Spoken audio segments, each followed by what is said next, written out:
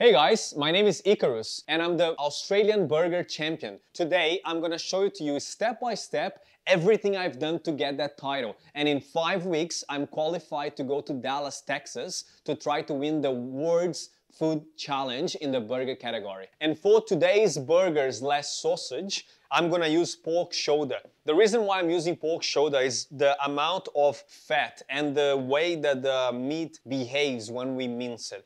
The one thing I have to say here is that this thick part of the skin, I'm gonna trim it off. I'm not gonna use it. But to add fat to it, I got this fat from the belly because I want to reach a percentage of about 30-35% fat inside my sausage.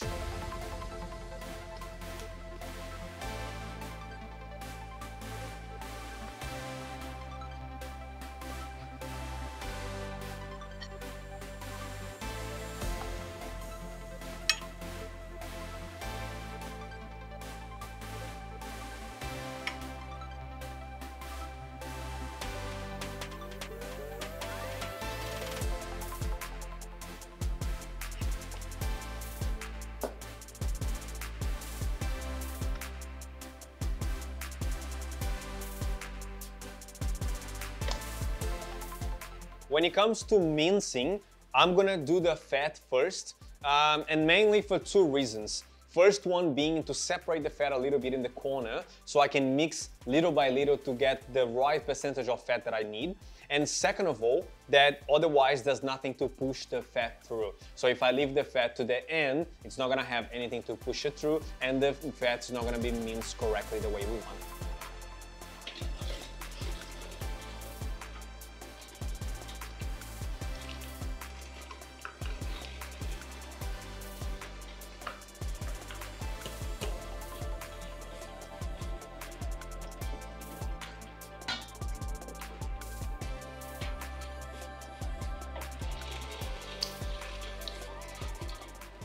And always cut your meat in long pieces. It's always better to mince. And I wanted to show it to you that I'm mincing the meat in the die number 10, which is a very big die. Look at the size of the chunks. And this is on purpose because I want the sausage to have a nice bite to it. I hate those sausages, they are pasty. So we want a very thick grind so we can actually taste the taste of the meat.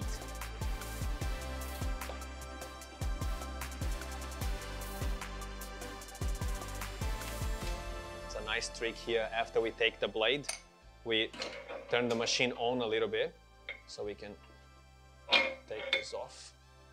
And this part here we can save for something else. Our recipe is gonna have a little bit of water. It's very important for us to mix a little bit of water so the meat goes through a bit easier in the casing, in the lamb casing.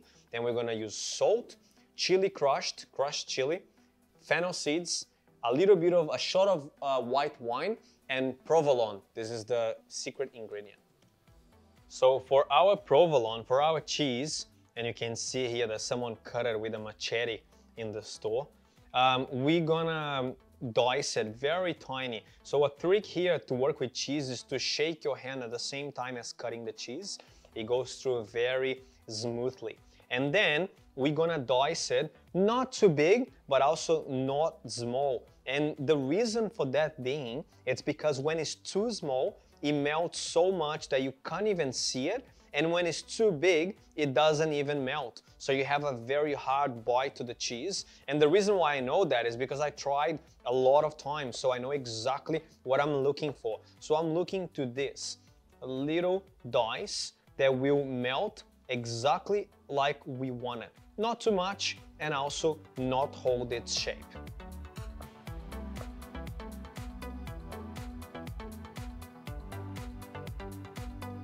So let's go to our recipe. We're gonna put a little bit of crushed chili. The recipe is gonna be down below, don't worry about it. Then a little bit of fennel seeds, a little bit of salt, a shot of white wine, dry white wine, and a little bit of water. Water is very essential to get the right consistency of our sausage. And now we're gonna mix as we were mixing bread. So we're gonna get from the edge of the bowl to the center, and we want to mix and have a nice and thick paste, but we don't want it to be too watery. So even we put water, we want it to be not dry, but also not wet. Make sure you mix all the fat as well. The fat needs to be all mixed through once so we can get our sausage right.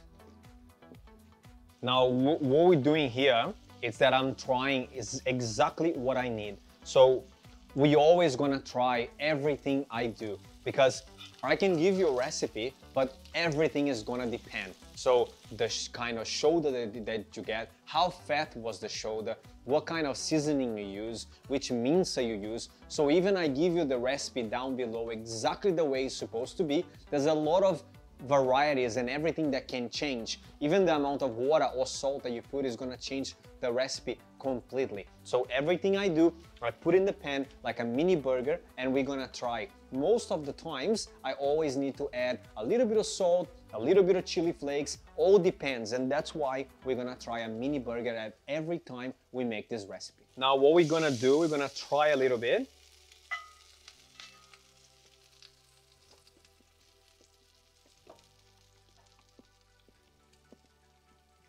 I can taste the provolone, it's very nice. I can taste the chili. It can have a little bit more chili. It can have a little bit more water because it's a little bit dense. And then with the addition of water, I'm gonna put a little bit more salt as well. So I'm gonna go back, mix a little bit more of everything that I just said, and then I'm gonna come back here, do another little burger, try again until our sausage is perfect, so we can go and fill the sausage up. So we're gonna put the lamb casing in the nozzle of the machine, and we're gonna pull it very careful. Be careful because this is not as a pork sausage. It's a little bit more delicate because it's very small. I washed it inside and out, and I always leave it in water. It's very nice to wash inside as well, like a balloon. So you put it, literally put it in the tap, and then open the tap and let the water run through to all the length of the casing. And it's very important for us to organize that beforehand.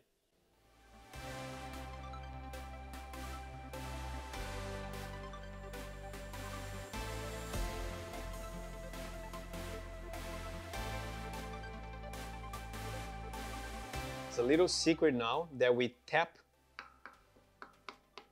a little bit with the sharp knife, with the sharp edge of the knife, so we can make small holes in the casing, because when we push it through, a lot of air is gonna come through. So it's very nice if we just dab it a little bit to make these tiny holes. They're not gonna make a difference when we're pushing the mince through.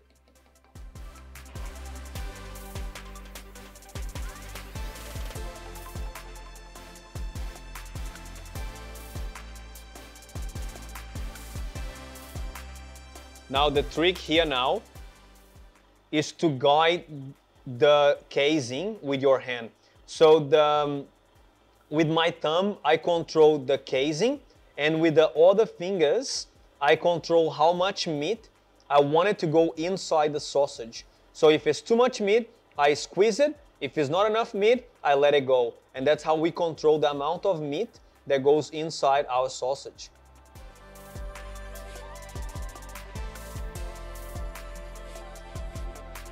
And now at the end, we always leave a little bit of a skin left, so we can tie a knot at the end and make our sausage perfect. Now the trick here is to roll the amount of sausage that we want, and as soon as we get to the size that we want it, we stop. Take the excess of meat from it, so we can tie the knot in that end as well. And as soon as we tie the knot, we make our round sausage, and then we push the skewet through to get all in the same shape before we take it to our barbecue.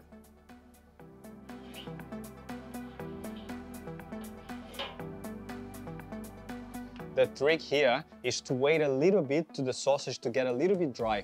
So when the sausage is wet and if you mince and put straight away into the barbecue, the casing will explode. So the trick here is to wait a little bit until the sausage is dry and it's not sticky anymore. And then you put a little bit of olive oil in your hands and rub it into the sausage before we put it into the barbecue.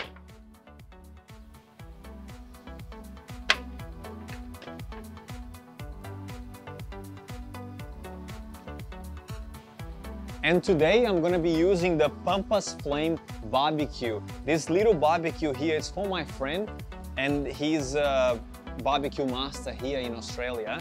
And this guy, it's unbelievable. Look at this. He himself designed this small barbecue, and look how cool it is.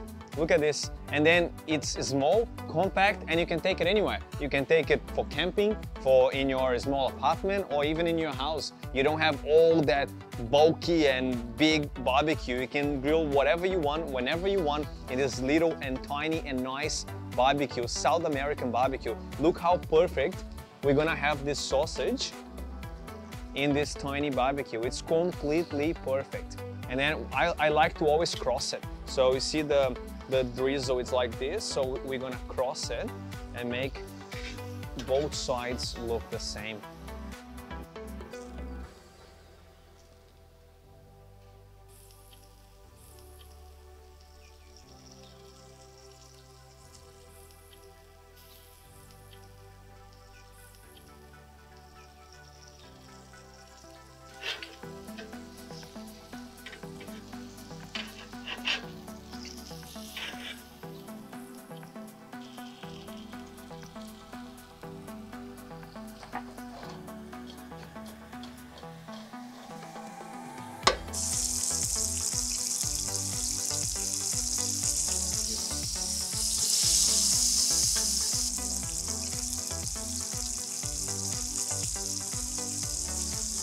Now we got down to the best part, which is the assembling of the burger. I have here a milk bun, and I grilled the bun with a little bit of butter in the pan, so perfectly grilled and a nice crisp skin. And now we're gonna add a little bit of mustard. Today I'm gonna use Heinz mustard, but just reminding everyone that during the tournament I can't use anything that comes in a package. So I actually done the mustard myself. I got mustard seeds, coriander seeds, smoked paprika, sweet paprika. I bleach there with water, reduce the mustard, and then once it's cold, I mix a little bit of maple syrup and a little bit of white wine vinegar. I'm gonna leave all the recipes down below, but just to make sure to you guys to try everything. It doesn't mean that you follow the recipe down, that is gonna mean that everything is gonna be perfect. So try, it's a trial and error. You do the recipe and you try a little bit more salt, you try again, a little bit more sugar. It's all a trial and error, and that's how we work in the kitchen. For today's video, I'm gonna use a ready mustard. Little bit of mustard, both sides. And then we're gonna use a little bit of crispy iceberg lettuce. It has to be crispy. If it's not crispy, it's not gonna work properly because we want that crunch and that freshness.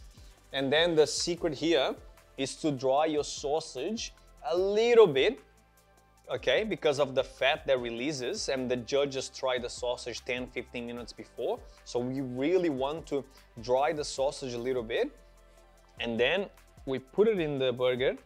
And before we finish, we're gonna add a little bit of chimichurri, which is a South American salsa verde. So it's a little bit of, it's a bunch of dry and fresh herbs with vinegar and onion. So I'm gonna add that chimichurri to our sausage as our special sauce, reminding everyone as well that I have to make the chimichurri on spot. So I made the mustard, I made the chimichurri, and I made our bun. So look at this.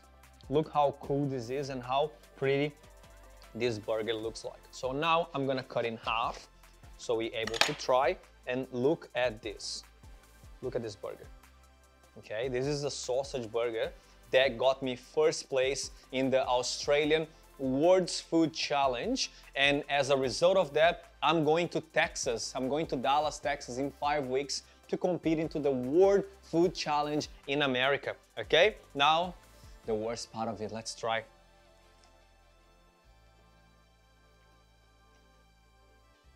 This is so good. So that's it for today. Done. We're done.